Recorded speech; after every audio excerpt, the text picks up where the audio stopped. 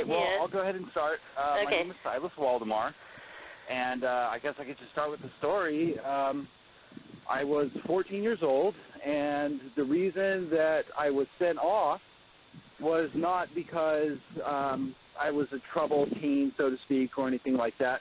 As far as I know, my mother may have had a different perspective at the time, but you know, a lot of my peers growing up were in much more troubled upbringings or houses, so to speak. You know, they might have had problems with drugs or, you know, criminal activity in juvenile hall and things like that. Right. I myself never had any of those sorts of issues. At the time, my mother was a religious fanatic. Oh, so no. it was all about God, and, you know, she bounced around a lot between Christianity and Judaism and whatever, you know, so we never really had a direct path with any one religion. It was kind of a jump around sort of thing.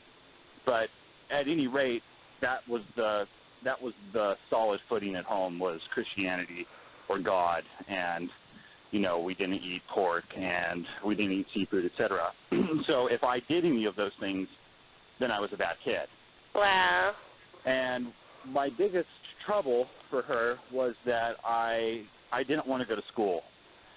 So around 7th, 8th grade, I started having problems. I'd just get up in the middle of class and walk out and leave, and, you know, I'd go off to the woods or the river or do my thing. But I was kind of ahead of the curve. My mother's very smart, and she had me read books far advanced for my age at the time. So at that age, I was several grades ahead. You know, I took a diagnostic, and I tested high school level, you know, like senior year and even college level in some areas, minus arithmetic. But yeah. I wasn't a bad kid. So anyway, obviously Mom needed some space, and I was giving her a hard time. She was stressed out. So off to school I go, and I remember having done a phone interview with one of the staff at ALA, and I don't remember who the individual was, but they pumped me up. You know, I was really excited. The whole idea of me going to Mexico was the first half of the boarding school was to be in Mexico, and the second half was to be in Europe. And I think it was the Czech Republic, which was my dream. I to this day want to go to Europe, want to spend time there, move there even. But that was the reason why I was so excited to go. And they highlighted all these areas of extracurricular activities, all these things that I would be able to do once I got there, and, you know, I was like the poster candidate. Right, and when you say ALA, you're talking about Abundant Life Academy? Abundant Life Academy, yeah. Correct. So that's what we just all called it, ALA. Yeah. Short.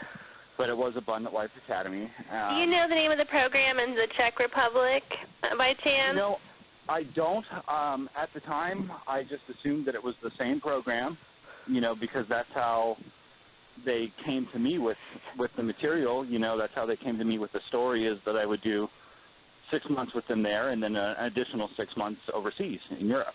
Okay. So I figured that it was the same business, the same organization. Got on the plane and headed down to Mexico. When I got to Mexico, it was very early in the morning. It was a red-eye flight, and I left out of Sacramento, California, and I landed in Guadalajara. Now, before I left, I was told that someone would be meeting me at my gate, and I had this picture of someone holding a sign with my name up, you know. I got there, got off the plane, and there was no one there to greet me. Wow. There was no one waiting for me, you know, so I didn't know what to do. And I wasn't sent off with any money. I didn't have any money. I just had a suitcase. And I waited there amongst all these Mexicans. I was just basically looking for an American or someone who spoke English to approach me. Right. And hours went by. Wow. To the point where I was concerned. I didn't know, you know, if I was in the wrong place or maybe something happened, you know, whatever. And being that age, I didn't have anyone to no one was taking protective custody of me, you know. Even though I was a minor, there was no one there to assist me in any of these things, so I was kind of on my own. Right. How old were you? I believe I was 14 at the time. I'd have to look. I was either 13 or 14 or somewhere right on the line. And at any rate, hours go by, and a kid comes up about my age, maybe a few years older, and he called me by my name. And he said, "You're here for Abundant Life Academy." I said, "Yes. You're finally here. What happened, you know?"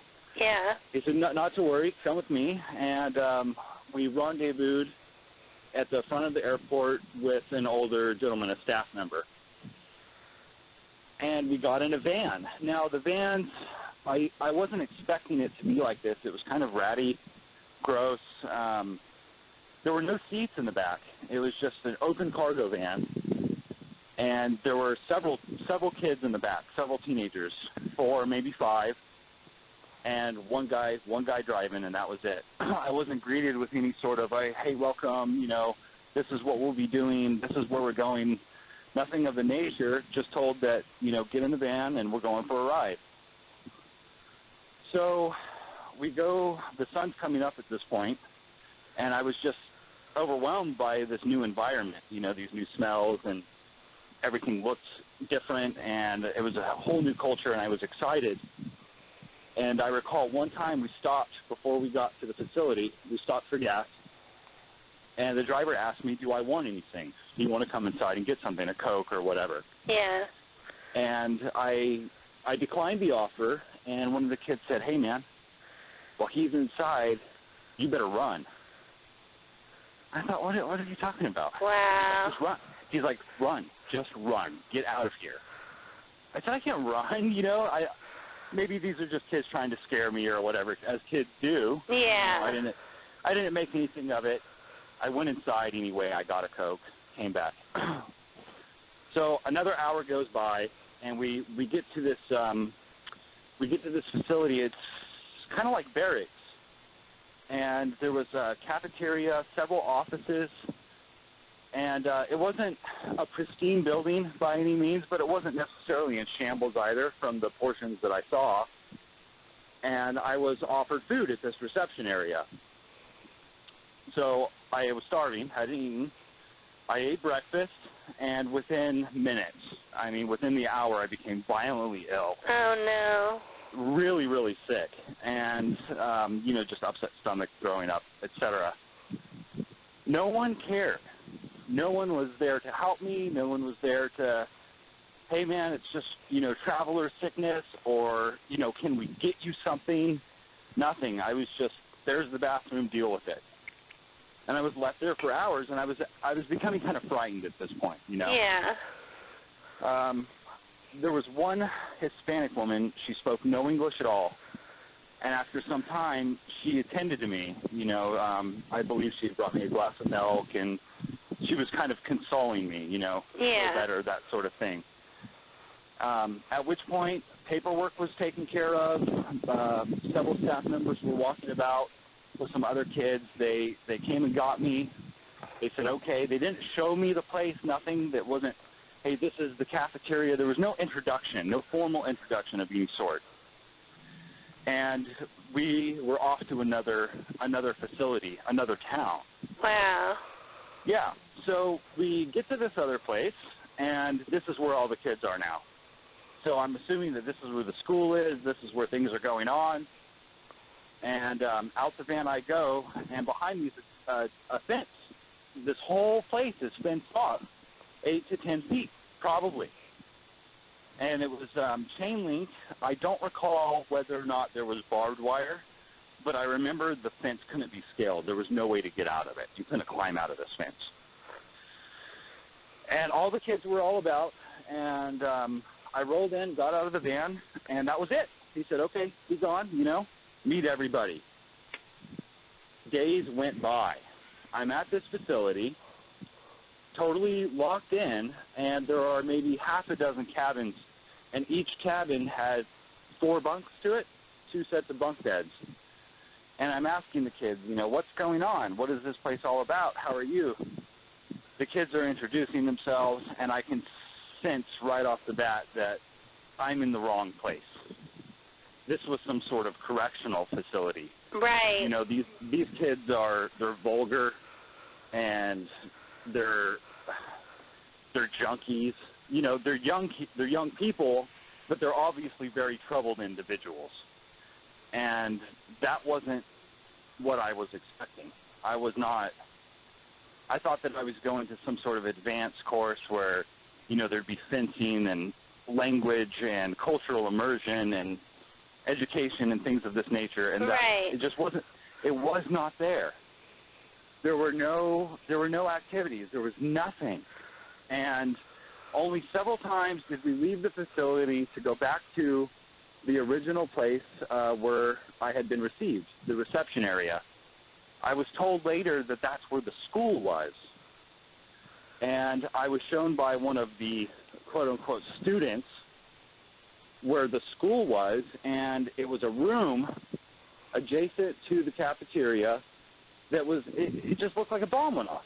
There was desks flipped upside down, you know, holes punched out in the wall, graffiti crap everywhere, trash. It looked like a staging area for garbage. And I could tell by the stacked chairs and the desks that at one point in time, perhaps someone studied there. I was never given any books. There was nothing. I just don't even know how to explain it. I'm digging into my memory right now, and it was really just nothing. There was nothing there. Yeah. And we went back and forth like this. The kids didn't have anything to do, nothing. The staff showed up several times, and there was no hygiene. The guards that were there, there was no drinking water. They would evidently, you know, they would take or dump out the water, so the kids were forced to drink the tap. I remember drinking the tap out of the sink. Oh, wow. It made me very ill. So seldom was there someone there who spoke adequate English for communication. And when the staff did show up, on several occasions we were, you know, put in a semicircle around a woman, and I don't remember her name, but I'm assuming that it was one of the Rogers. I'm not sure. The kids were begging for toothpaste, toothbrushes, and deodorant, you know, and we were told to pray. Just pray about it. This is going to make you stronger. Just pray, and your answers shall be received. And I remember that striking me as so twisted. You know, I didn't believe in God at the time, and I don't now. That wasn't my way or my religion. I wasn't necessarily opposed to religion, but I didn't understand why this woman was telling us to pray for toothpaste as if it was to, you know, going to rain from the sky. Right. So the kids would go from having a calm demeanor or a laid-back kind of demeanor to riled up. They'd start getting upset. And at that particular point when we were denied basic hygiene, one of the kids lost it. And it's the memory that sticks out most as the most violent sort of thing that happened while I was there. He grabbed a chair, and the cabins had a plate glass window in the front. He grabbed a chair, and he commenced to striking the glass. The chair was plastic, like a lawn chair, you know, and he wasn't succeeding by any means. But he was obviously, I want to go home. The kid was irate. He was crying. Other kids started getting riled up and aggressive and violent, you know, and it was this uproar, this outrage. The woman just left, and the kid that was causing the mayhem, breaking the glass out, was abruptly tackled and restrained by several of the staff members that were there. I believe one of them was Caucasian, and the others were the Hispanic men that we would see on a day-to-day basis at that facility. So that was about it. That was kind of the daily routine. You know, eat, if you're lucky, maybe a meal, and total boredom. It was an embezzlement scheme. That's all it was. These kids were sent there with promises to their parents of correction, of some sort, of advancement of some sort, and what they got was boredom, no access to clean drinking water, no access to good food, no access to basic hygiene. You wonder why so many of the kids are sick. Right. So that's what it was for me. Now, I was there a very short period of time in comparison. Some of the kids had talked about being there for almost a year. Some, one or two, had been there for longer than 1 year. And I could imagine that they felt totally forgotten. Right. You know, it didn't occur to me then, but looking back on it now, I couldn't imagine having been 14 and stuck there for a year doing nothing and having no basic necessities. So I guess to kind of wrap that up, the way that I got out, a woman had come to the facility where we were being housed one day, and she was there to pick up her son.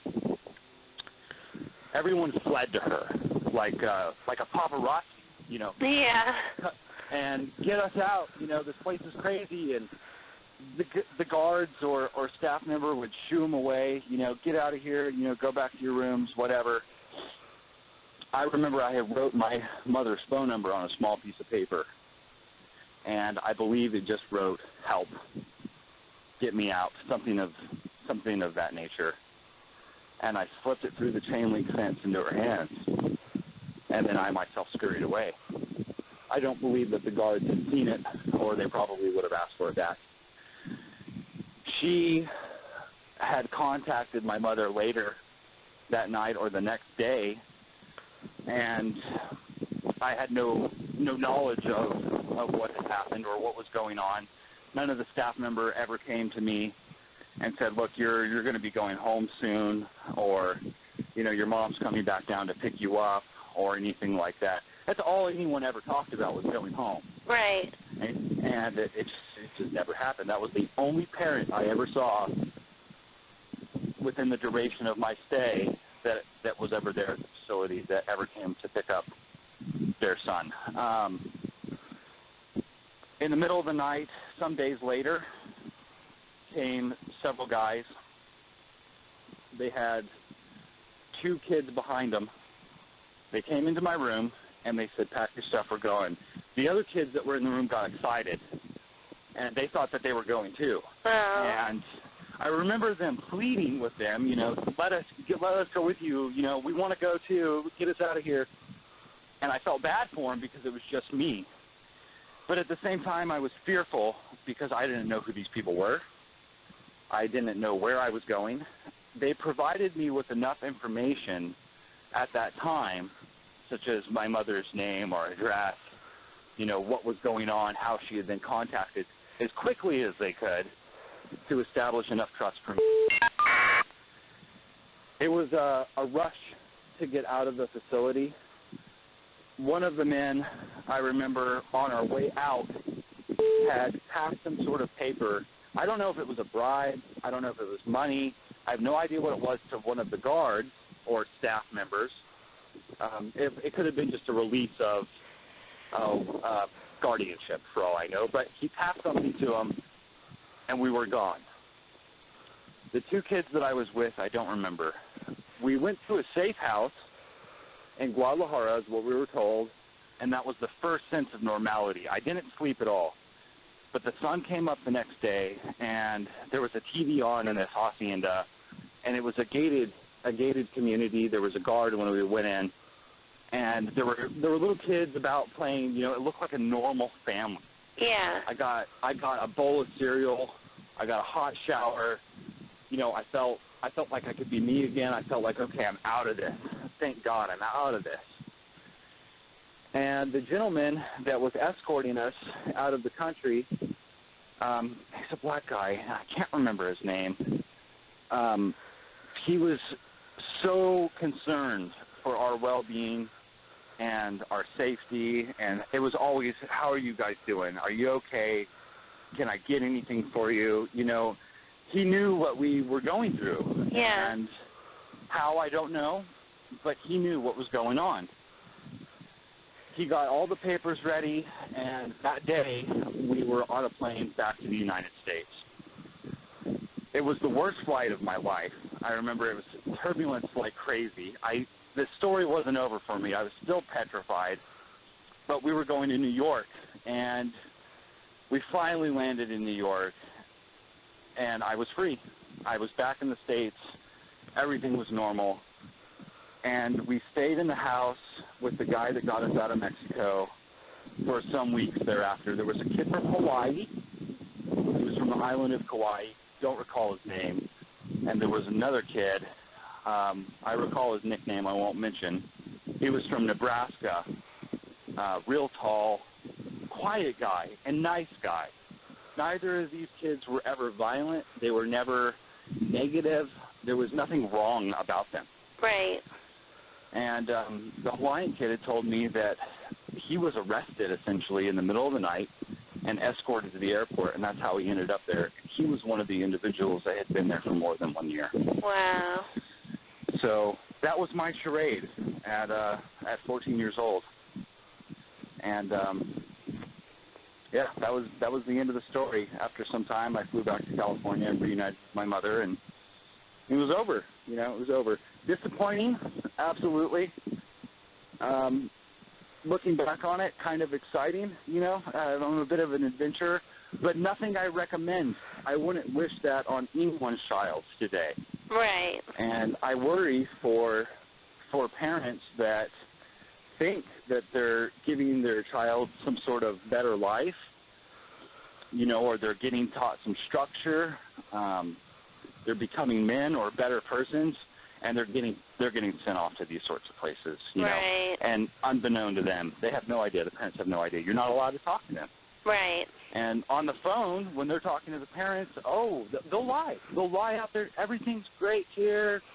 You know, the kid has all he needs. It's going to be great for him, whatever. And there's someone in the back shaking your suitcases out, rifling through everything you have and taking it all but your clothes. Yeah. You know.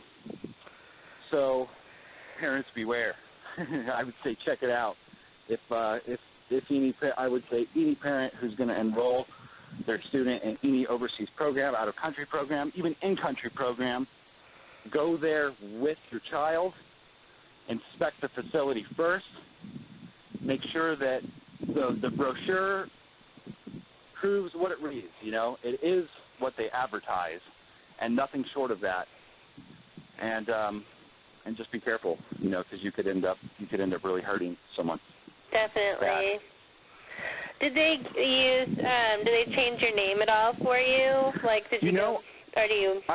They didn't do that. They didn't change my name, but there was never really anyone around to address us, you know, and it was more like a Lord of the Flies situation with a bunch of people who didn't speak English. Right, and a bunch of kids. That's it. Just left to our own devices. We were eating peppers. I remember that. That was the one fun thing that we did when they had like the initiation for the new guy, and they had these little hot peppers, and they were screaming hot. I remember they gave me a handful of them. You got to eat them, dude. And I ate them, and oh my God, they just blew my head off. But that was the only sort of, you know, that was a laughter for a minute or something, you know. But there was just nothing. There was just nothing. Yeah. So the kids were definitely left to figure out their own boredom and, you know, try to make the most of the situation.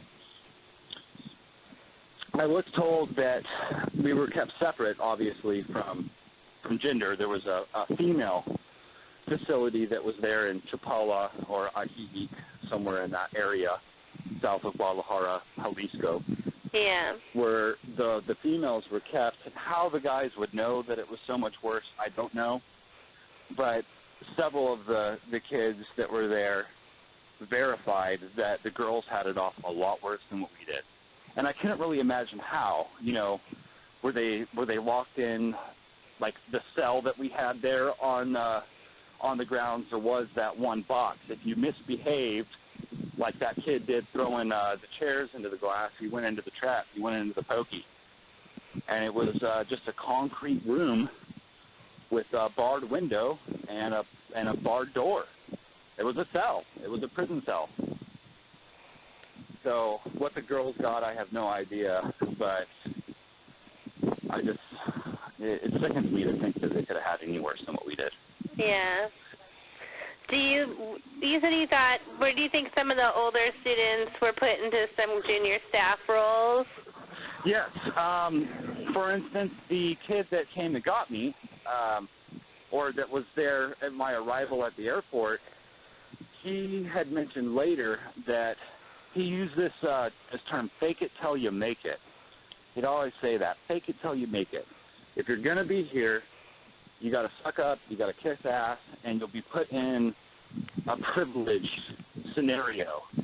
You know, you'll be able to go pick up new kids from the airport, and maybe you'll get a soda. Oh. We did go out in town. I forgot about that.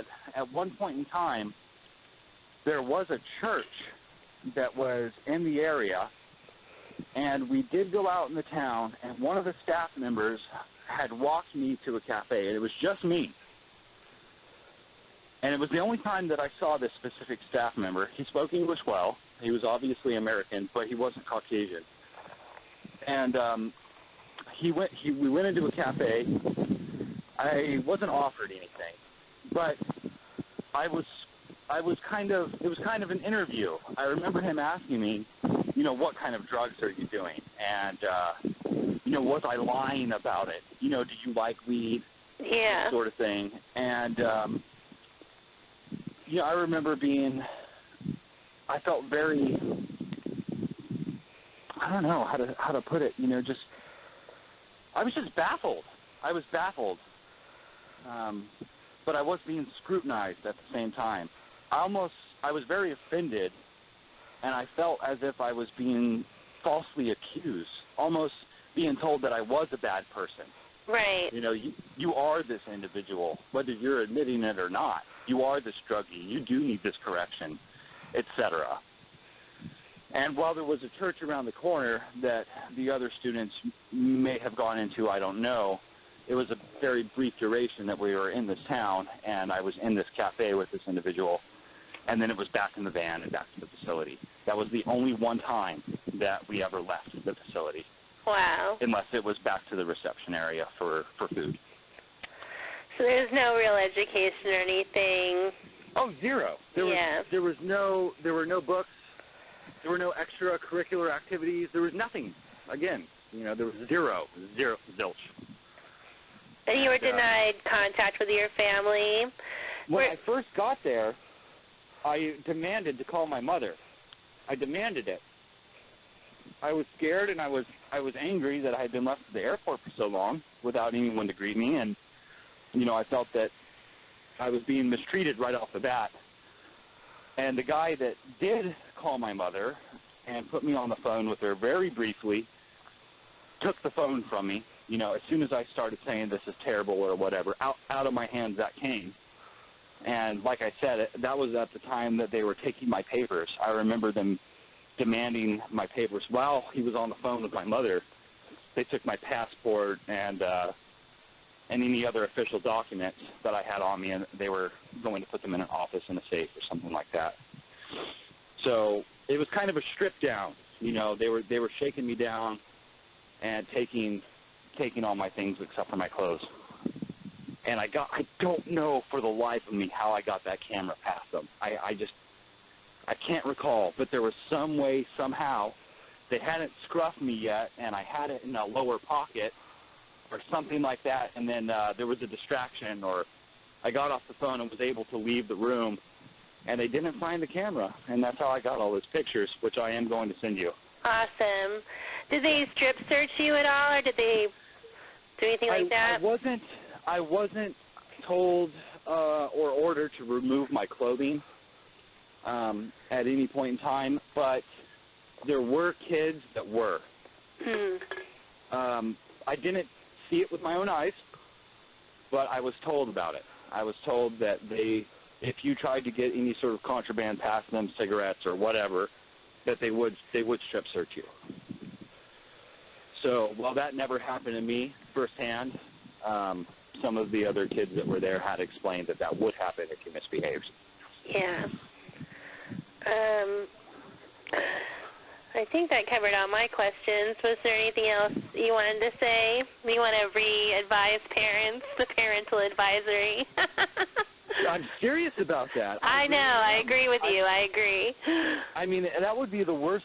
I don't have children of my own at this point in my life. I'm still young, in my mid-20s. But if I ever got to have a kid in the future and maybe they need a little reprimand or a little straightening up, there is no doubt in my mind that I will be accompanying them to any place that I send them off to, and looking thoroughly through any program that I'd be putting them through. Absolutely. Absolutely. I would never do that to anyone. You just have to be careful. Yeah. That's really hard when people lie, too, because I'm sure the Abundant Life Academy website or brochures were very different from what the reality was. Oh, absolutely. You know, everything that I was told on the phone prior to my departure was total deception. All of it. There was not one thing that I was led to believe on the phone that I found to be true once I got there. Not one thing. Yep. Yeah, I don't know. It almost feels like it's kind of surreal to project myself back, over a decade ago now into that scenario. It's kind of like a dream, Yeah. Yeah. Man, it makes me wonder about those kids. When I first got back, I was so driven. I remember saying, these kids need to get out of here. There's got to be a way to get them out. And as time went on, you get involved with your own life, and things happen, and you kind of put things in the past. But if I found a way today that I could go help kids get out of a situation like that, I'd do it. I would. I'd do it. Well, that's awesome. I want to thank you for the interview. The saddest part of it is you take this kid that has this tumultuous upbringing, a turbulent past or a history with drugs or abuse or whatever. Yeah. And you put them in a scenario where that in and of itself flourishes and thrives, and it hinders. It doesn't help. Definitely. And no one deserves that. No one deserves inhumane treatment, regardless. Well, I'm definitely going to make time and look more into this, and I really appreciate your time today for the interview, and I hope that while little knowledge it was from such a short experience, that you can still take that and it'll still help you in some way. I definitely think so. I mean, you covered all the main points that we're trying to expose, which is the deceptive marketing and the complete lack of honesty and how it's a scam. I mean, and a lot of times it is a scam, and it's terrible. Total scam. Yeah. Total scam. Thanks, Angela. Bye. Bye.